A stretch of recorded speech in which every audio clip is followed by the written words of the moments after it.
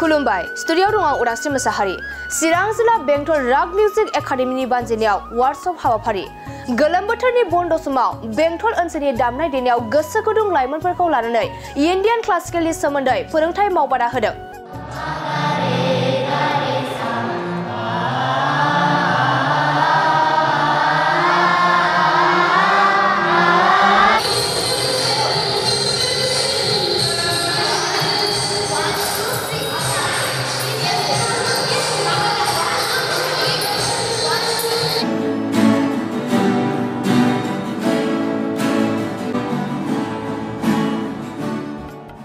बेंटल राग मिउजिक एकाडेमिनि बानजायनायाव सानबानि हाबाफारिजों बेंटलाव थानाय साब भवनाव थांनाय 22 जुलाइनिफ्राय फैगौ 29 जुलाइसिम खुंफुंनो लानाय फोरोंथाय मावबादाया दासिम सोलिगासिनो दं आरो बे फोरोंथाय मावबादायाव गासै मोनस्नि आयदाफोरखौ लानानै बानजायदों जेरै भकेल, तबला,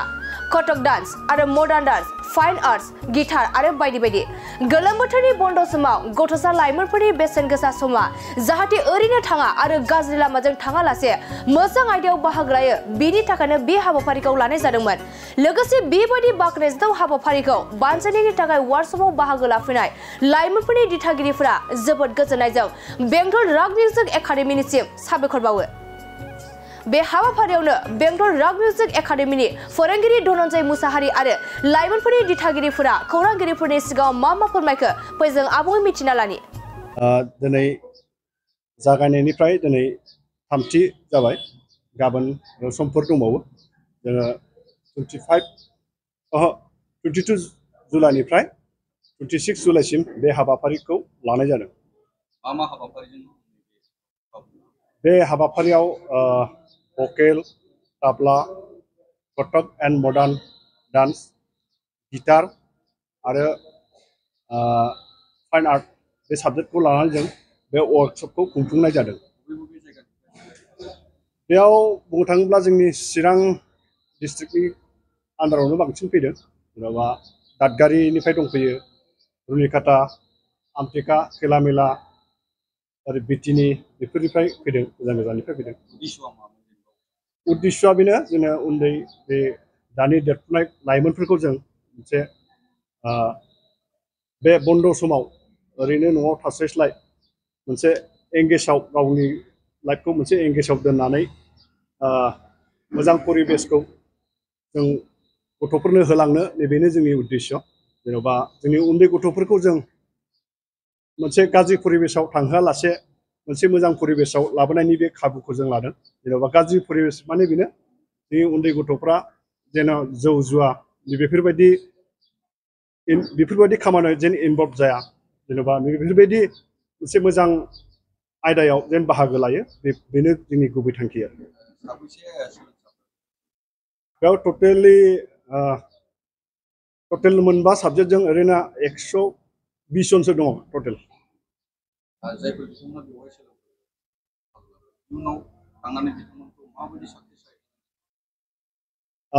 साक्सेस जानायाथ' गाव गावनि सायावसो सोनारगोन। जेनेबा गार्जेनफ्रा जुदि आंनि फिसाया रोंथारनांगौ होननानै सानोब्ला गार्जेनफ्राबो दायथ' दङ। गाव गावनि फिसाखौ जेरैबायदि सोलोंदों बेबायदि फेसिलिटिखौ फिसाफोरनो होनो हानांगोन। जेनेबा जेरै भकेल सोलोंब्ला मास बेनो हारमनियाम नांथारगोन, गिटार सोलोंब्ला मास बेनो गिटार नांथारगोन। बेबायदिनो मोनफ्रोमबो सोलोंथायाव गाव गावनि फिसाखौहाय थुलुंगा होनोब्ला बेनि जि बुस्थु नांगौ बे बुस्थुखौ गार्जेनफ्राबो जगार होनो नांगोन आरो। हाबाफारिखौ लानानै ओनसोलावथ' जों रेसपन्सआ बहुत मोनदों। जोङो एसेबांखिनि जों सानाखैमोन, थेवब्लाबो दा जों बयजोंबो जोंनि लकेल जेन्टेलमेनफोरजों जों बाख्नायजादों, मोजां मोनदों बयबो। आरो जोंनि फैगोन 26 जुलाइआव जों मोनसे प्राइज माने जों सार्टिफिकेटबो होनाय जागोन गथ'फोरनो। जोंनिनो लकेल रन्जित बसुमतारी सार EM बिथाङाबो जोंजों बाहागो लाफैगोन बे हाबाफारियाव। आरो जोंनि चिरां डिस्ट्रिक्टनिनो जिल्ला बेंगिरि DC साराबो बे हाबाफारियाव बाहागो लाफैगोन। बे सोलोंथाइ बादानि गेजेरजों फरायसाफोरखौ बेसेबां इमप्रुभमेन्ट जानाय नुयो? बे वार्कशपनि गेजेरजों एसेबां फोरोंनांगौआ सम्भब नङा। जों अनलि बे बेसिकनि सायावनो जों बांसिन गथ'फोरखौ थुलुंगा होदों जेनेबा मेन सोलोंथायानो जिर'निफ्राय स्टार्ट जायो नालाय जोङो जिर'निफ्रायनो स्टार्ट खालामनाय जादों माने सोरबा गिदिर क्लासब्लाबो बेयो बहुत किसुमान खोथाखौ बावलाङा थायो थिउरिटिकेलि बिसोरो मोजां सोलोंबोनो हाया बे हिसाबै जोङो थिउरिनि सायावबो जों क्लासखौ फोरोंनाय जादों फोरोंगिरि हिसाबै जोंनि लकेलनिफ्राय जों लायाखै जों फोरोंगिरि इन्सट्राक्टरफोरखौ जों गुबुननिफ्राय लेंहरनाय जादों जेरै बङाइगाव दंफैयो बङाइगाव बिजनि नैबेफोरनिफ्राय फैदों आरो गभर्नमेन्टनिसिम माबा खावलायनांगौ दं नामा इयुनाव नोंथांमोनखौ मदद गभर्नमेन्टनिफ्राय जों खावलायनाया बेनो जेनेबा बेबायदि मोनसे एक्टिभिटिस मोनसे साबजेक्ट बेबायदि क्लासखौ जुदि गभर्नमेन्टआ जुदि मोजां नोजोर होनानै जुदि गाइड खालामोब्ला बेजोंबो जोंनि समाजा एसेब्लाबो मोजाङाव फैगोन होननानै आं आसा खालामो आरो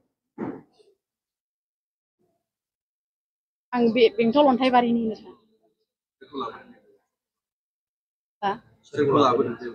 बेयाव फिसाला दंफैयो दायो गिटार लागासिनो दङ बेबायदि प्रग्राम लानायखौ माबायदि मोनो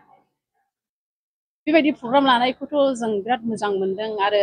बेबायदि मिउजिकआ सोलोंथाइजों लोगोसे जुदि लाफायोब्ला बेबो मोनसे साबजेक्ट बायदि आरो बेबायदिनो बेबायदि मिउजिकफोरखौ सोलोंनानैहाय जुदि साक्सेस खालामनो हायोला बिराद मोजां आरो मिउजिकआ मानसिनि गोसोखौ ओरैबायदि बोनो हायोखाय मानसिनि गासै दुखु दाहाफ्रा बे मिउजिकफोरनि गेजेरजोंबो दुखु दाहाफ्रा गोजान जायो बेनिखायनो बे प्रग्राम लानायखौ बिराद मोजां मोनदों आरो टाइमाबो दानि दे वर्कशप जागासिनो दङ बे सामार भेकेसननि टाइमाव जानायखाय बिराद मोजां मोनदों आरो नङाबा गथ'फ्रा ओरैनोसो गेलेलाबायनानै टाइम पास खालामो नाथाय बेबायदि प्रग्रामखौ ओरैबायदि जों गोजोननाय मोनदों जों गार्जेनफ्रा नोंथाङा गार्जेन जानानै फैबाय थानाय माखासे उन्दै गथ'साफोरखौ माबायदि बाहागो लानो खावलायो दा गार्जेन जानानै बेखौनो बुङो दि बेबायदि मिउजिक प्रग्रामफोरावहाय गासिबो बाहागो लानो हायोब्ला मोजां साफ्रोमबो गथ'फोरा आरो बेबायदि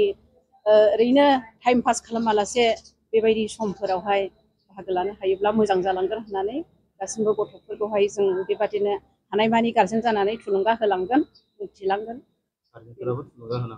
गावजों गाव जों थुलुंगाबो होज्लायगोन मैं शांतिपुर पर आइसो मैं निजर लड़ा इते एडमिशन करा मैं मुठे आनंदित ভাল লাগিছে মোক এই কারণে মই ইয়াত এডমিশন কৰিছো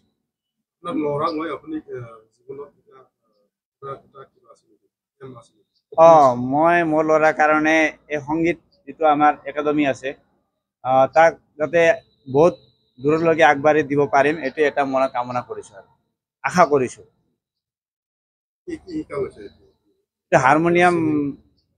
বৰ্তমান হৰু আছে তো হাৰমনিয়ামত মই শিক্ষা দি আছো ট্ৰেনিং দি আছো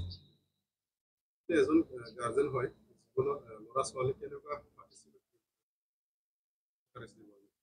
মই এজন গাৰ্জেন হিচাপে সকলোকে এটো ক'ব বিচাৰো যে নিজৰ লৰা ছোৱালী বিলাকক কিবা না কিবা এটা লাইনত ভৰাই দিয়াটো আমি আর যুক্তি বুলি আমি ভাবো